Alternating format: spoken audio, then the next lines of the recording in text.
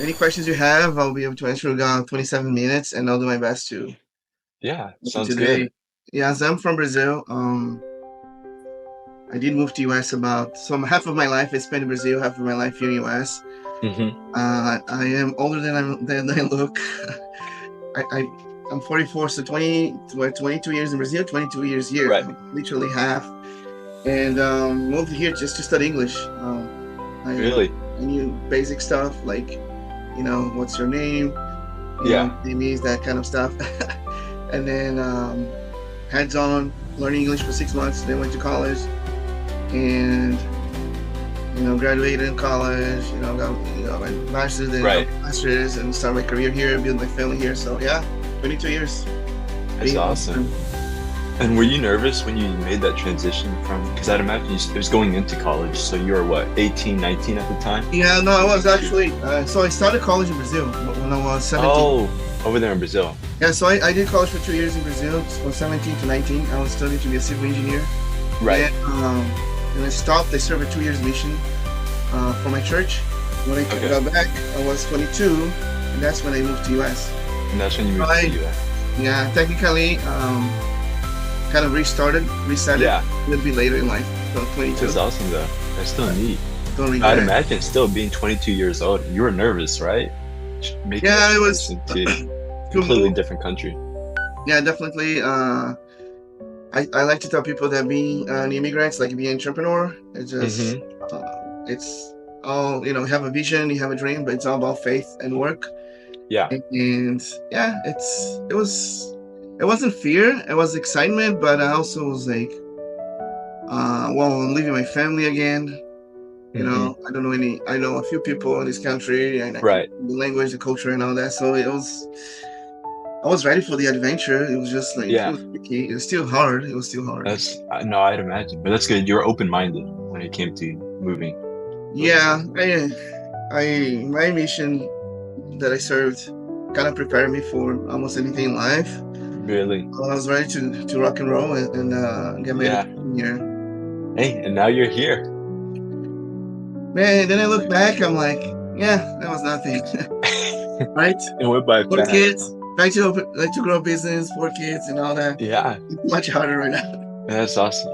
So then going off the note of going into college, so you went to Arizona State University, right? So I went, that's where I got my MBA. So that's where you got your MBA. I went to Brigham Young University. Right. To study English. Then they have a branch in Idaho. That's where I got my bachelor's degree, BYU Idaho.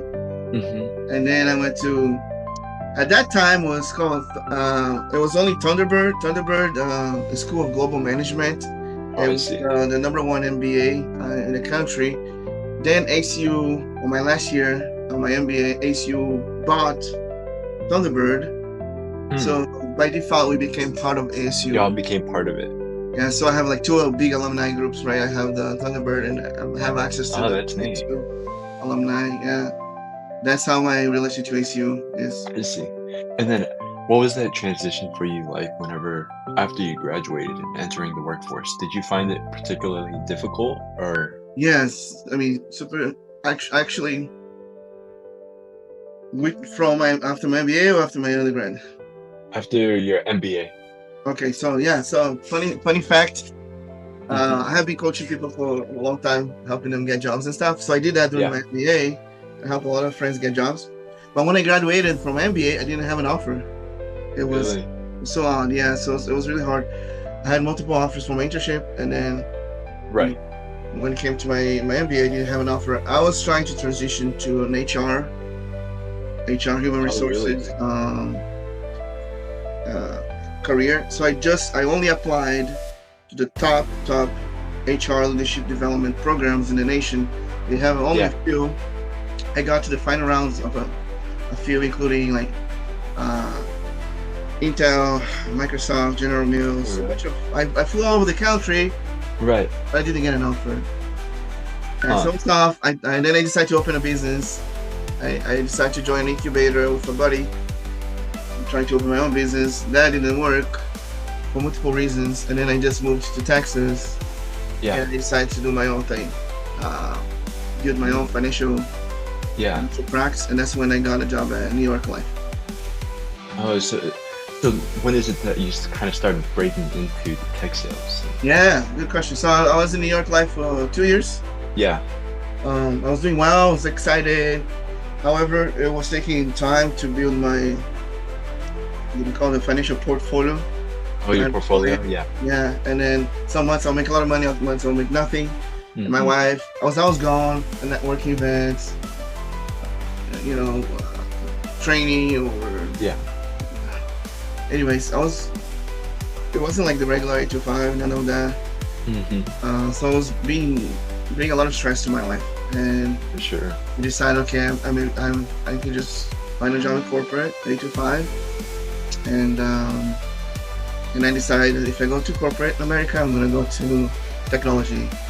Right. And so I started applying to technology companies in tech sales, and that's when I transitioned to IBM. That was my first job at tech sales. I see. And what made you want to choose technology as opposed to anything else? Good question. So even growing up, like years and years, I always heard, technology is the future. Like if you got a, career technology, it's going to continue to grow, which is absolutely nuts right now, right? With this whole AI revolution.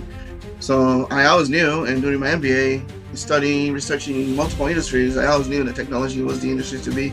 That's the first reason. Second, I just absolutely love learning new things. And in technology, there's no it's evergreen, never stopping. Yeah, it's always changing. Yeah, it's crazy. So I'm like, that's it. I get bored really fast. Technology not gonna keep me bored. It suits you. That's awesome. And also, in sales, like I always heard, that you can make really good money. So you come to the and I want you to be with a family, and I took kids at the time, and I'm like, oh, okay, I need money, and I'm a provider, and I need to find good opportunities. So I see. That was one of the reasons, 3 reasons why. Yeah, you kind of broke into the tech sales scene. Yeah. And I had no idea what tech sales was. And now that I know, that's why I'm trying to help a lot of people, because now you're into it. There's a lot of opportunities. It's crazy. That's what I heard. So that's kind of what I wanted to hear next is, what do you think? I mean, you mentioned that evolution of like AI and all these recent technological developments. Yeah. What are your thoughts on the market in terms of tech sales in particular, or the tech industry? It's definitely growing, like you said, right? Yeah, so I'm not like, a statistician or economist or, the smartest guy in the room, but I can clearly see there's opportunity. That, it's just the tip of the iceberg, right? It's people say that, this whole AI revolution is the new internet. So if you think about, how much jobs the internet created, changed, all the tech companies, everything was created because of, the cloud, because of internet and all that. Right. 30 years ago. Now it's a new wave, right? We're starting a new wave. I personally feel it's just the tip of the iceberg. Every single day, there's multiple new businesses being created. Right. What I tell people is like, okay, when a business is created, when those startups get investments, guess what's the first team that they build in order to get the product on the market, right? Are the sales people, right? The sales organization. They get this investment, they have to get the return. They need to start selling their solution. Right. So multiple sales teams are being built every single day. I see. To feed the demand for those AI solutions that we currently see. So that is a huge opportunity. Oh, I like that. Yeah, and specifically with sales, like you said, because they have to invest into the sales team in order to make their profits. Yeah, and then it's a new sales motion these days. Like a lot of the buyers are online. A lot of the buyers are watching videos. A lot of the buyers are on the internet. They are watching, TikTok, Instagram, LinkedIn, whatever. Like, so the old way of selling is staying behind, right? You gotta be a personal brand. You have to be in front of people. Yeah. People buy for the people that they know, like, and trust. And it's even more important for sellers, future sellers, you being this new generation, being aware. I was gonna say how to use the new tools and how to use the to help you sell better.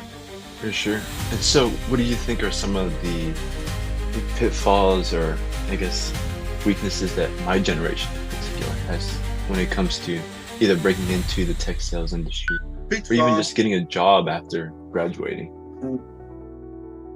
Good question, man. Pitfalls, challenges. I think every generation has its own challenges. Right. I honestly, I really don't know a straight answer to that question. I believe you guys have the biggest challenges, maybe because there's this. I would say, for example, it's easier to apply for jobs because there's AI. I can do your resume quickly. So the biggest challenge of this generation is how are you going to stand out? I see. How are you going to differentiate yourself? Back in the days, it was more like, okay, yeah, make a good resume, apply. You're probably going to get called for interview. Or my generation is like, make a good resume, apply, have a good network. Yeah. It's make a good resume, apply, have a good network, and what else, right? Yeah, you have to have everything. That's the biggest challenge. When it comes to like as generation, I think you guys. I think the generation have an advantage, like because you grew up with technology. You grew up with cell phones, man, laptops. I remember the first time I put my hands on the mouse. I was in the mall. I was probably 14. I was like, "What the heck is this?" Like, trying to figure out where it goes. I'm like, I was 14, I think, 13. Mm-hmm. So you have a huge advantage. I see. To that challenge, I think, because there's so many opportunities. Right.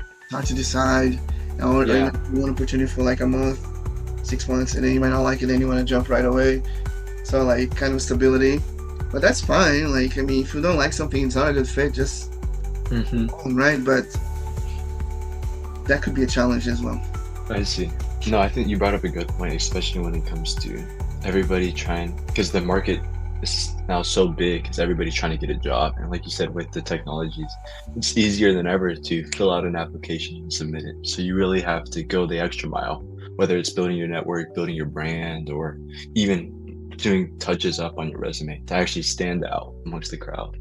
Yeah, like I'll give an example. You stand out when you reach out on your DM. Oh, really? Yes, and let me tell you why. Is that okay? Yeah, please tell me why. I need to know why it works. Because I have a lot of students reaching out, and I'm glad we're recording this. We might maybe use this as an example. Sure. So let me look here for you. Just give me a second. Go ahead. Samuel. All right, so I'm gonna read your message really fast, okay? Go ahead. So first, reach out February 26th. Hey, Dayvisson, I hope you're doing well. My name is Samuel. I'm a junior, okay? So introduce yourself properly. I came across your profile. So you told me the reason why. I was impressed by your experience in sales. Love to connect with you. And then you made relation to ASU. Alumni. Perfect. So I tell all the people all the time, reach out to your alumni. There's a higher probability that they're gonna reply. People are busy. That doesn't mean that they're gonna reply, but there's a high probability. But then a few days later, I didn't answer. Busy, right? Yeah. I saw, but I didn't answer. And then you come again and say, "Hello, Dayvisson." Then you go give a little bit more details, and you dive deeper into the first message, like. You mentioned about another post. I'd love to interview you for a networking assignment for my UTD class. So you're more specific in the ask. Right. Like it's a class, it's an interview. Please help, right? But then you're like, I'm particularly interested in your experience coaching. Coming out of tech salesman, how you manage and all that. So you're specific about what you're going to be asking on the interview. Right. But here's the kick. And maybe you say, it doesn't matter. Like maybe you did, but you learn how to be a tech sales.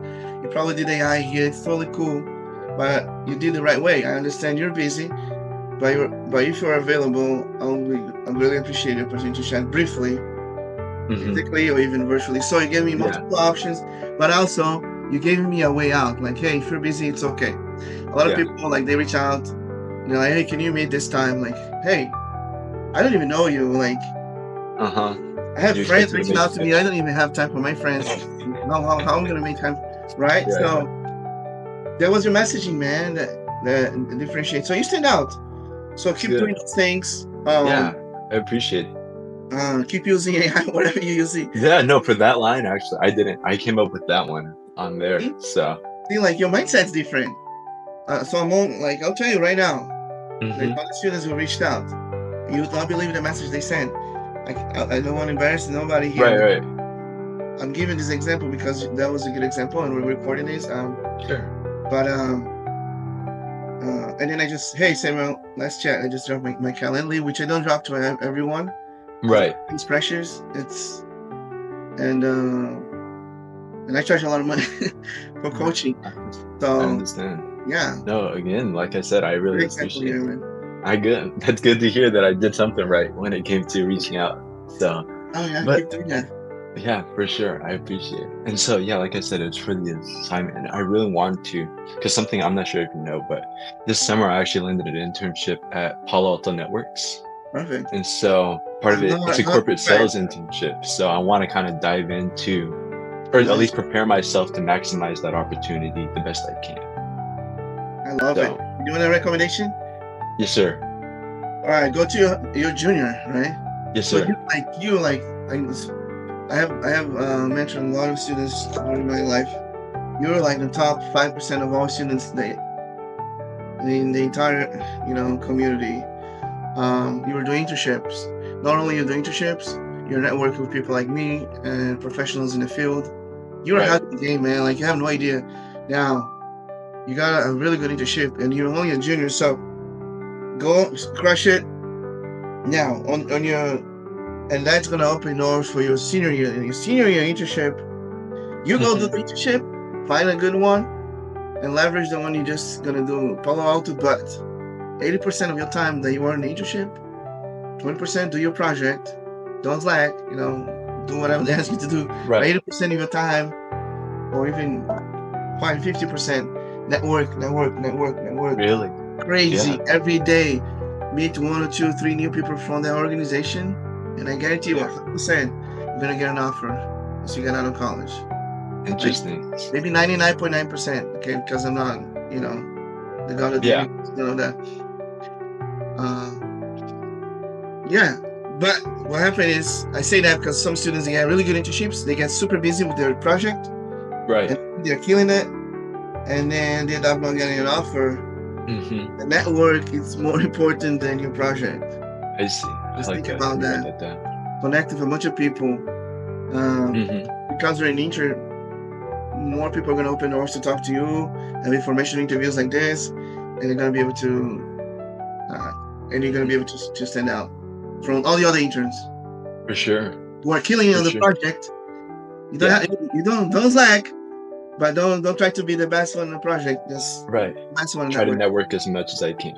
Yeah, totally. Interesting. It's funny because when I was kind of doing some research to prepare for it, do you know who Gary Vee is? Oh yeah, totally. Yeah, I stumbled onto him. That's the exact same thing he said when it came to maximizing your internship. It's 99% of it. It's gonna be your network, and that's what you should focus on, as opposed to the task. Glad you referred Gary Vee to me. So no, for sure. I mean, he's the man. Instantly, he came to my mind when you said it. So I appreciate it. And so, do you think, what are some other pieces of advice if you could offer me when it comes to maximizing this internship experience, besides, of course, networking as much as I can?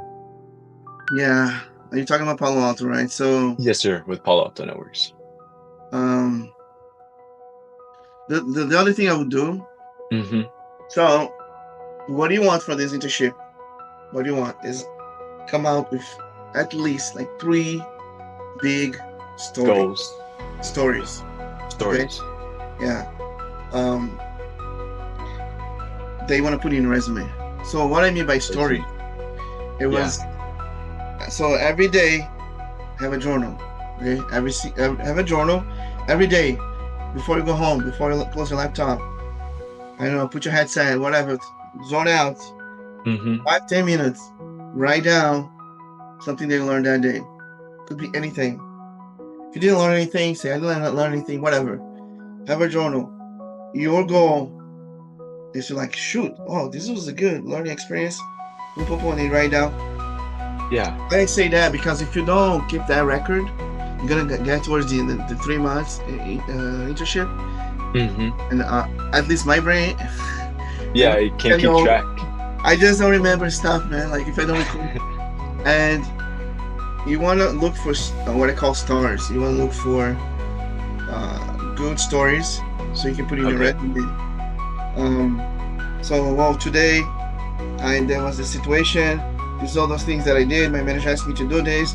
This is what I decided to do. I got, those are the results, right?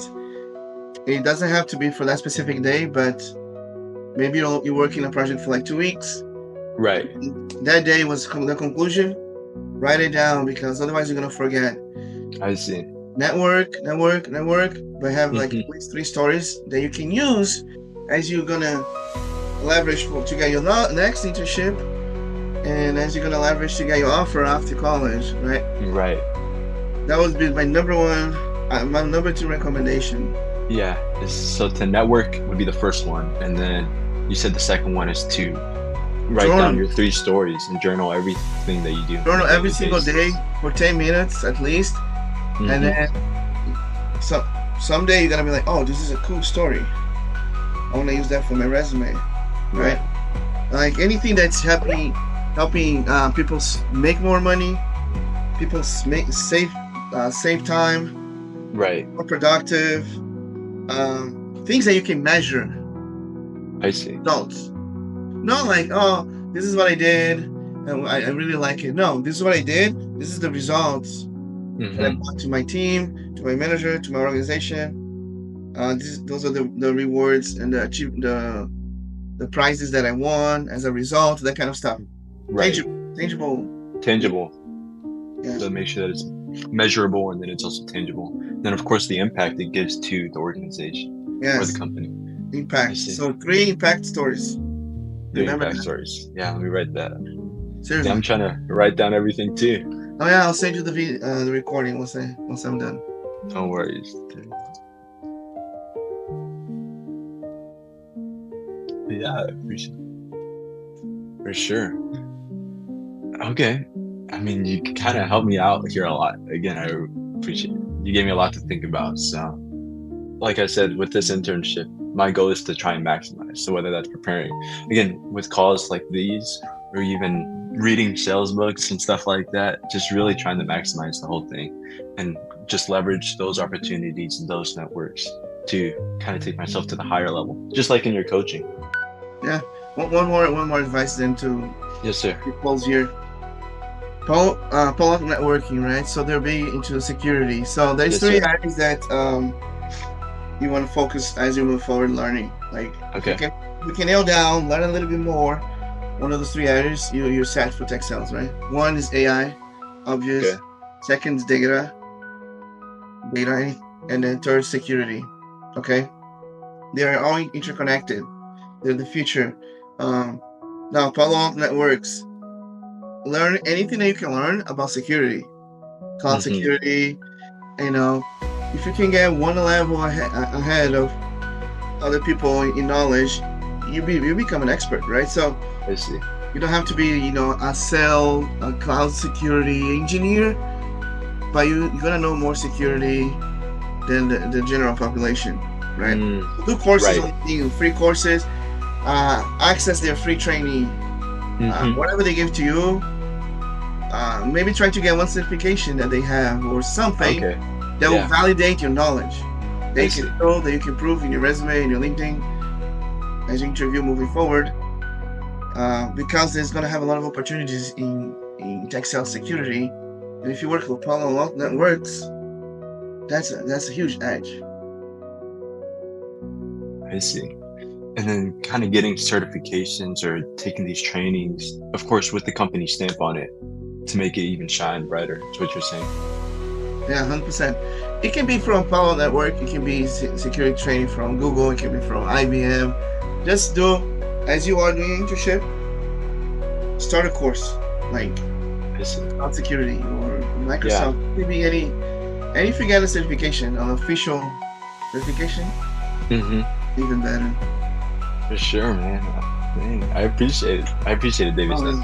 It means a lot. So again, I said I'm looking forward to this and applying your knowledge and the advice that you gave to me. So. Man, like,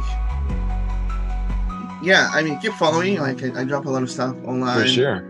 I want to hear in the future, you know, for sure. I'd love to touch base with you, and then of course, maybe I can return the favor with your kids or something. Well, where do you live? Hey, I live over here in Dallas, so I'm East Dallas, over there near. Do you know where Sunnyvale is? I think I heard of it. Over there by Mesquite.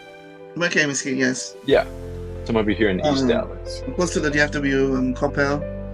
Like. Oh, in Coppell. Okay. Irving, close to Irving, Florida. Oh, so you're on the other side. Yeah. I say, so you're a little bit further. But that's cool. That's awesome. And you said your oldest is what, 14, and your youngest is how old? 1. Yeah. See. That's awesome. No, keep crushing, man. Don't worry about it. I appreciate it. And I might actually. I'm growing my business. I'm building a sales team. Eventually, I'm gonna be needing people to help. So yeah, I want to make some money on the side. We'll stay in contact for sure. Let's stay connected. Yes, sir. Sounds great. Thank you so much again for your advice and all the insights that you poured into me. I really appreciate it. So, I don't want to take up too much of your time because I know you're a busy person. So. No, I appreciate the time to share. And, when I can serve, when I can help. That's the goal. I know that's one of your big mantras, is to serve. So 100%. I'm glad it shows. Well, again, I don't want to take up too much of your time, Dayvisson, but thank you so much. So. Yeah, question. Is that okay if I use this video for training purposes or? Yeah, for sure. Go ahead. I might take a snapshot and put on LinkedIn or something and give a shout out to you. Sounds good. I'll be sure to comment and everything, like it and everything. So feel free to do whatever you need to do. All right, Samuel. Good job, man. Keep it up. Have a good one then. Thank you. Bye.